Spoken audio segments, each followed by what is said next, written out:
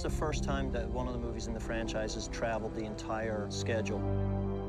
You know, we needed to inject some fresh locations, which Mike is very passionate about. We have started this movie in the most incredible place, Monument Valley. From there, we went to Austin, Texas, Hong Kong, state of Washington, Beijing, Chicago. Now we're in Detroit. We filmed at GM locations in Detroit and Michigan for 2 months. General Motors bought into the Transformers franchise with the rest of us from the start when nobody knew if this was a good idea for a movie.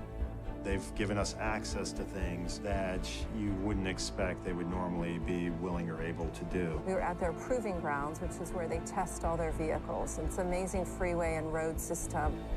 It was great because we had these freeway-type situations without any other traffic on there. It was great. This is where the robots are running down, chasing the group. Winnebago is parked, and the big trailer is jackknifing and slamming into here. It jumps over the jackknife truck, jumps on this wall, and crashes through the big semi, 48-foot semi-trailer. We're rolling camera, crane moving. Then we were at their Lansing plant, where we were on the factory line. The higher-end production line in Lansing, we turned into KSI China. And it was hugely beneficial to us because the background that we got with just being there was, we couldn't create that. It was such a gift. And then we were at the tech center.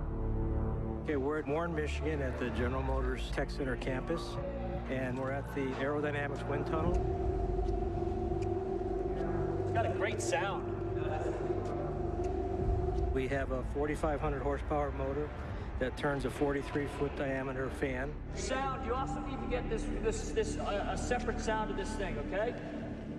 It's been wonderful having Transformers here. Our day-to-day testing is a lot of fun. We do a lot of interesting things here. All right, stay there. Right, if we all got soaked in there.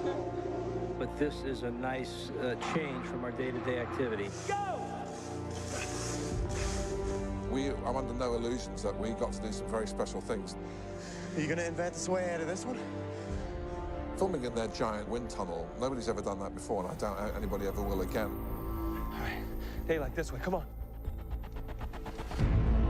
We were able to find a wonderful location for the CIA in Detroit, which is the design building of GM, which is a marvelous office that was designed by Eero Saarinen. This fabulous mid-century modern feel. Well, I was fascinated by that place. Beautiful reflecting pools, the dome, and that staircase with the water underneath the staircase, and the way the landscaping was. It was so quintessentially post-war modern architecture. All Eero Saarinen. I mean, it was beautiful. It was a fantastic experience. Amazing architecture, amazing facilities. And that was a really great partnership and a really great synergy between GM and Transformers. They're really a part of the fabric. They're part of the look, they're part of the support. They're really part of the Transformers family. And then we shot the spaceship in around the Detroit area in Michigan. The lockdown craft, let's call it, was a big deal, design-wise. The prison ship is really a departure from what has been done before for Transformers, because this ship came from another planet, another world. It had nothing to do with Cybertron. I wanted to create something that we hadn't seen before. The idea of the ship is it's almost built like a cathedral. Different illustrators, different gamers worked with me extensively on this ship, and with Michael, who really got involved in the ship as well. Okay, that's what you got. Good. Transformers, for the most part, have always gone into real locations and not built as much as this, where you're building a whole ship that it was all built at 23 feet. It's completely different than anything you'll see because, of course, it's made for the proportion of Transformers, and the robots are often 30 feet tall.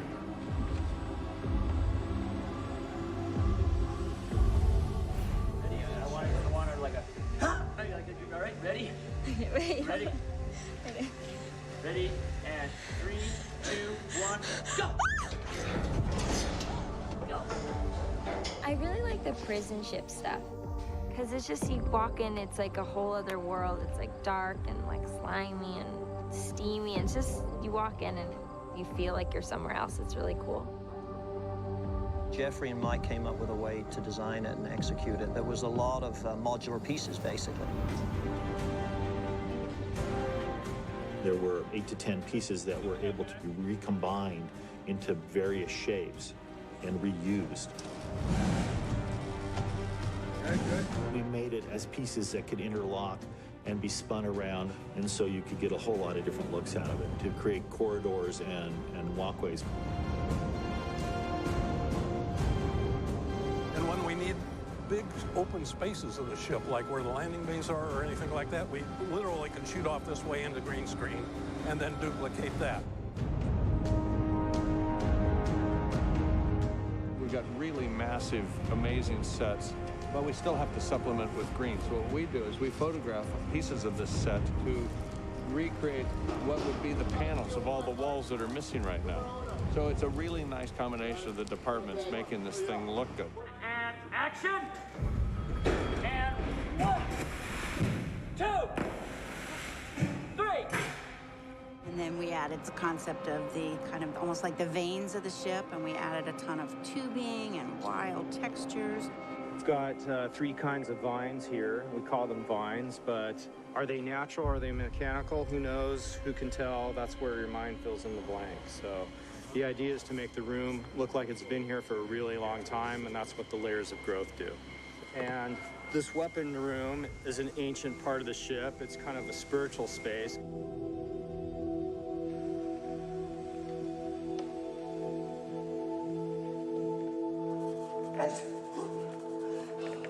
The swords themselves were based on museum research made by hand by my crew.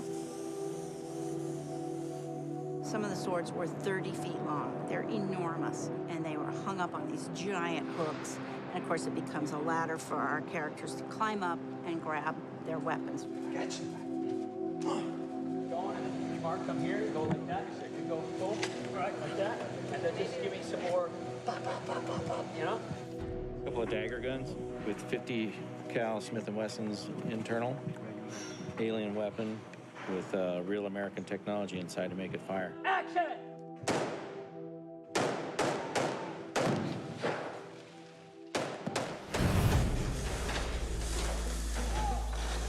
We're in the grinder right now, what we consider the grinder, which is part of the interior of the spaceship. This is where they're getting ready to take the car into the disposal area, which, as you can tell, is only a partial of a set again, and it will be in CG the rest of the balance of the set.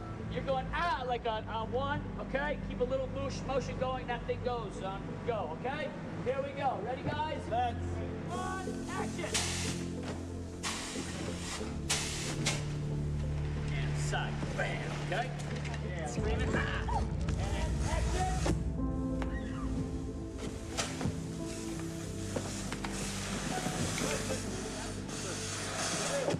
I continue to be in awe at the scope and the size of the movie and what it takes to keep this whole thing running and how on top of it Michael is when it comes to every aspect of it. Right here, I fired. Big wall, this goes up. They either turn around and look at it for a fraction of a second, and then they take off running, and they've made it in 4.6 seconds all the way out. Michael actually had a technician come out of retirement for this one explosion because it was so huge. All these troughs are going to fire. All the flash tubes and all the salutes are going to go off. Boom, boom, boom, boom, boom, boom, boom, boom, boom, boom. Well, they'll run through it, and I'll run about halfway, and then it's curtains for me. Yeah, this is the end of it. I mean, not the end of filming yet, but this is the end of Lucas. Rolling! Bang! Bang!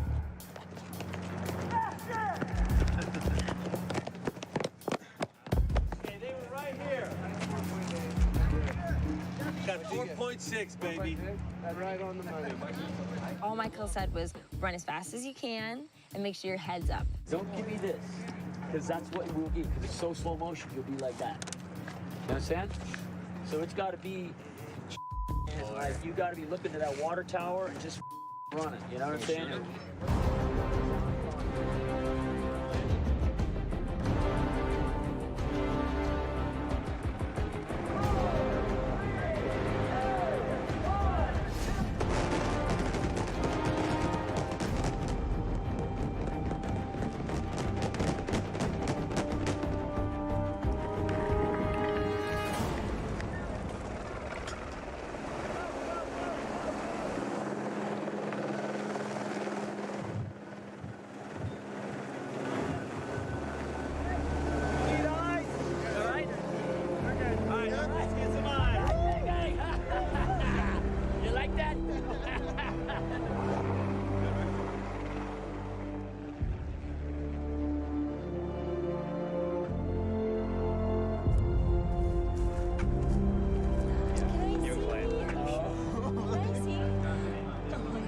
Right there, that's cool, Jack. Were you yelling? Were you yelling? Were you yelling, Jack?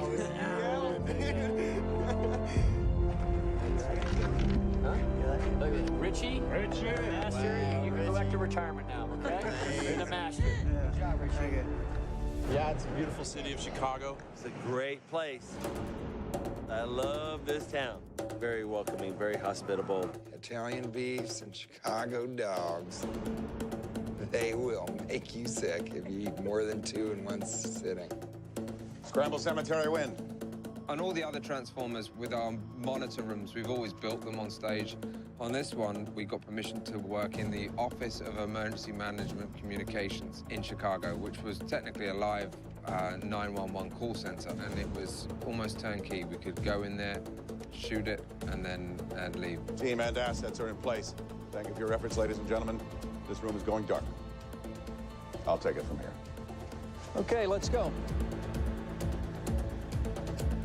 We shot at 300 East Randolph, which is the Blue Cross Blue Shield building. You know, it's like people like there's like a bee, you know, like, you know, a bee coming at you, and they little freak out.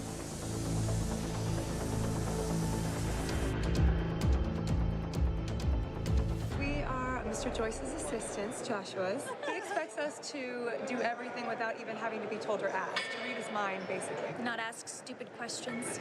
Don't waste his time. Don't get fired. Right. Make sure the doors sound the way he wants them to. I asked for boundless, transcendent.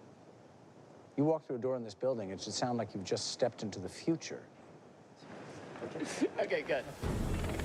We shot down Roosevelt Bridge. Again, that was shoehorned between Bears games, Sox games, and college football games. That road's really difficult to close because that's a main artery into Chicago. My marching orders are to sit here in the middle of this console beside Mark and Corey so that I don't have to jump out of the back of the car, because when I jump out of the back of the car, I'll show you how it looks. Now, this is Transformers, so everything has to be really smooth and fast, obviously, and graceful looking. But for me to get out of the back of this car with any speed kind of looks a bit like this. Like that. So I can't do that on the day. So instead I'm gonna sit on the middle bit and I'm gonna jump out like I was right there the whole time. So we filmed at McCormick Place, which is a huge conference center, very, very busy, and we managed to shoehorn ourselves into a really small, tight window of opportunity to film in one of their main exhibition halls, where we recreated kind of a robot morgue forensic lab, where Joshua is dissecting Transformers and seeing how they're built and made, so he can create his own. The way this set came about is that as a child, I had gone to a plane reconstruction with my father that had been in a big accident. So as they were putting it back together and had all those pieces like a giant puzzle, I thought of this set as that. What we've done is tried to create it to give enough depth that you didn't have to CGI the whole thing. We used everything from every lab we've done, every automotive part we could find, and truck and airplane part, and put it together and make it look clinical.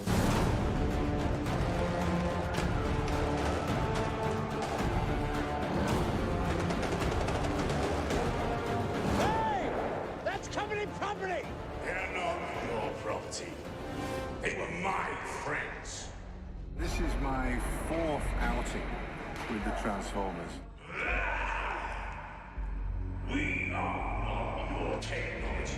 I run around the set basically being the voice of all of the robots that, you know, when they're in a scene, doing their dialogue. Pleasure. There you go. Glass in your forehead? No, look, perfectly fine. I'm completely deaf, but it's all right. Let's go, let's go. We're in the Uptown Theatre on the north side of Chicago. This was built in 1925, closed down in the 1980s. The hardest sell was to make this believable that it was a small town theatre in Texas, because it's the biggest picture house in the country, over 4,000 seats. Doesn't quite fit in the tiny town of Taylor, Texas, but Michael only shot a part of it. You don't find it on many websites, even the Urban Explorer websites. It's not open to the public. It's slightly mysterious. No one really knows what's behind these doors. The outside doesn't look very big, and you come through these doors and then walk into the theatre and see 4,000 seats. No one ever expects to see that. That's what makes Michael Bay great, is that he would choose this vast, expansive theater, you know, once grand, now dilapidated, which is true in real life, and have that be the place that we find Optimus Prime. And that could have been in a junkyard or a tow station or a car auction. There's plenty of places that would be the obvious choice. How much for the truck? The idea of the theater is pure magic, and we wanted it to look like a ghost was there. There's a whole sense in this whole film of ghosts and of age and of time gone by, and that's one of the reasons the locomotives and the ships and the barns. We shot in the original projection room that was up there. We brought in equipment to make it look old and haunted, and did a lot of dusting and used a lot of plastic and webbing and stuff to try and make this place look as old as possible. It's fantastic. I hear they're going to restore it. That's a big job. That makes my my work on my kitchen at home look very manageable.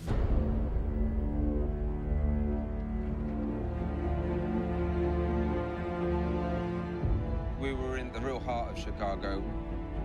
We chose LaSalle. It's in the financial district, so the weekends it's relatively quiet, and it's a real classic Chicago canyon. We chose it because it was a really long stretch where we could shoot the Decepticon fighter tail gunner ball bouncing down the street.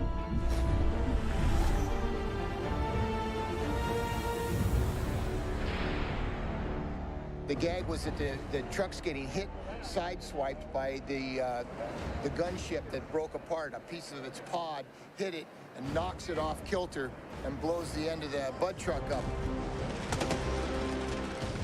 It's a real nice effect. And then the pod kept on skidding and bouncing in the CG world through about 4 blocks down LaSalle.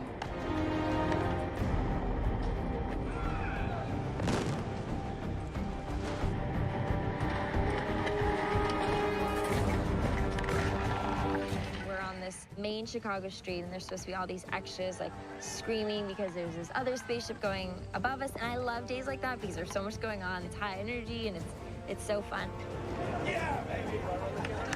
You know, we're gonna have a really amazing sequence here. The light is now getting good.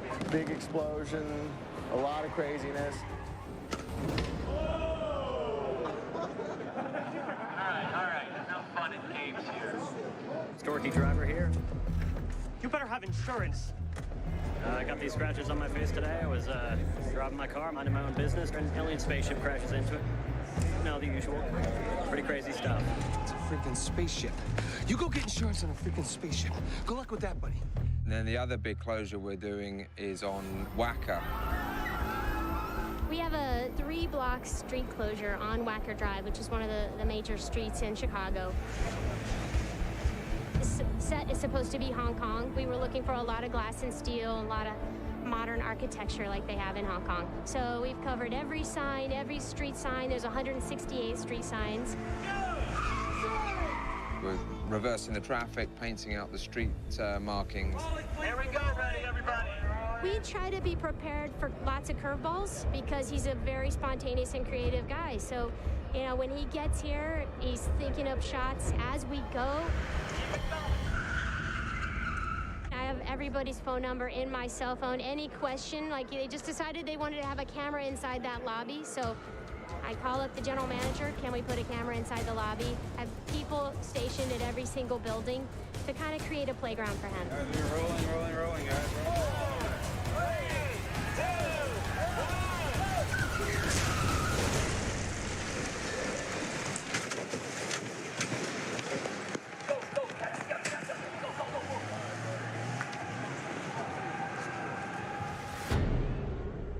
The city call it Lakeside, and it's the old US Steel site.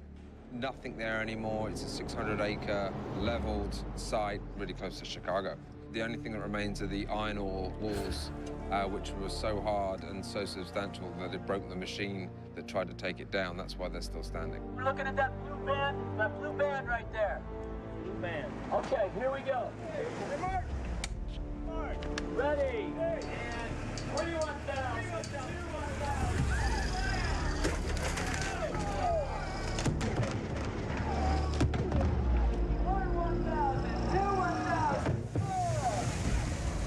A great backlot for us to create some Hong Kong tsunami type events and have a bit of room to move.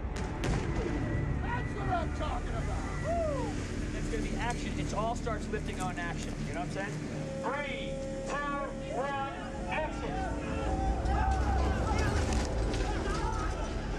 The spaceship is a big giant magnet, and it's lifting all these metal things up.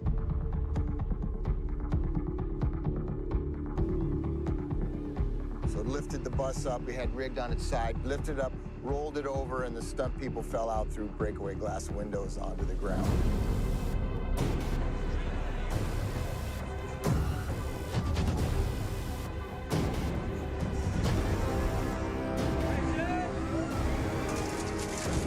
We have stunt guys falling out, and as the bus starts flipping upside down, we go right under where the door would be, so directly under the bus, and then towards another convertible where other guys are then flying out of. Oh, that's cool. It's pretty exciting stuff. You have people literally within inches, not only running by the car, but also falling on top of the car, or falling right in front of the car. So a little bit of avoidance there, plus keeping a smooth path with the camera. It's a pretty exciting deal.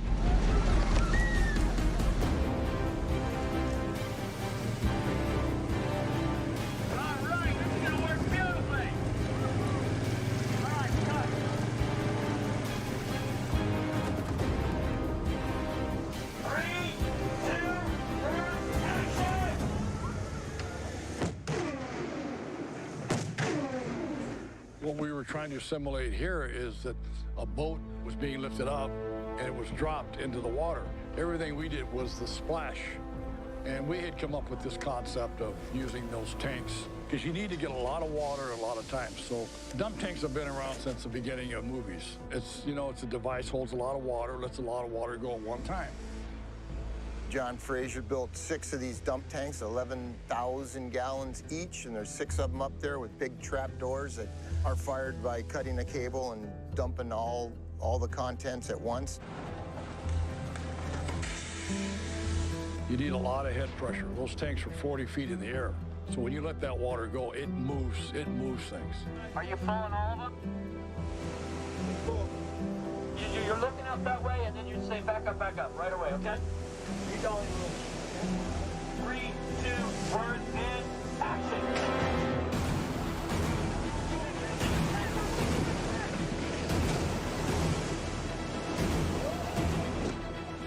Yeah, baby.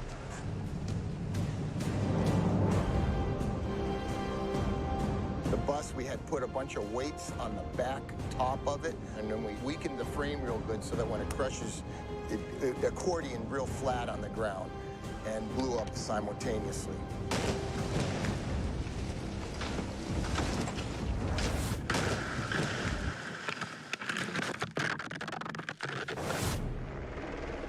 So this is the grand finale. We're supposed to be in Hong Kong, but we're at the Damon Silos, which is state-owned property for sale off the north side of the 55, going out of Chicago. Quiet, guys. Let's roll on this 40, okay? Quiet. Ready, and dust, and boom. As long as we left it in a safer or as safe condition as found, we could do pretty much anything we liked. Okay, let's go hard, please. Going hard.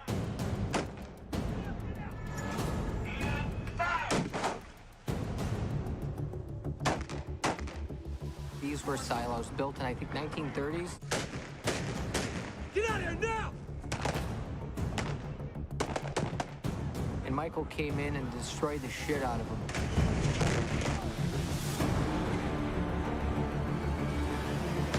Basically brought his chaos to Chicago.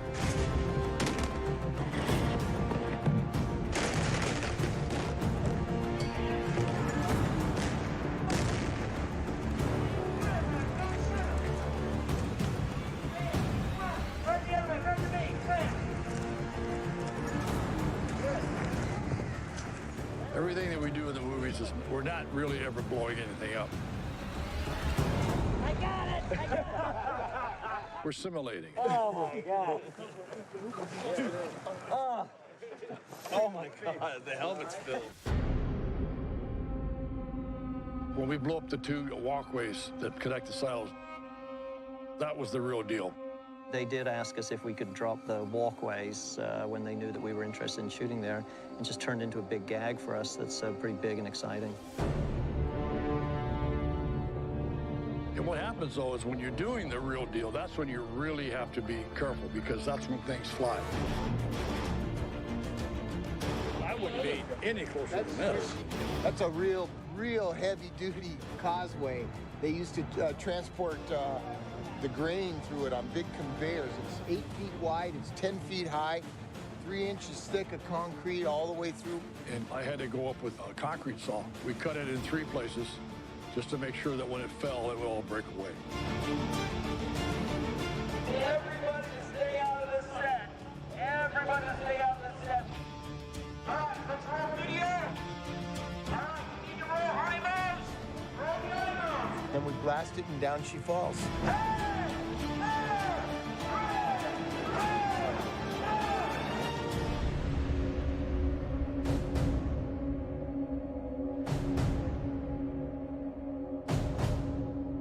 You know, you're 125 feet in the air.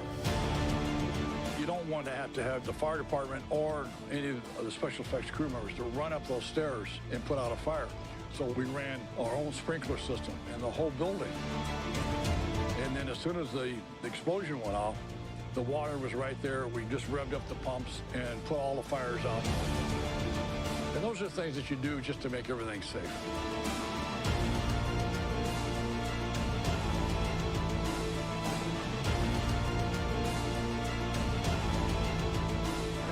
That's great. Good. Hey, looks good. Also goes in. Let's see it again. I didn't think it was going to be that big. It's 8 a.m. and we're thinking about maybe dropping those 2 bridges. Well, where did they go? Where did they go? Somebody beat us to it.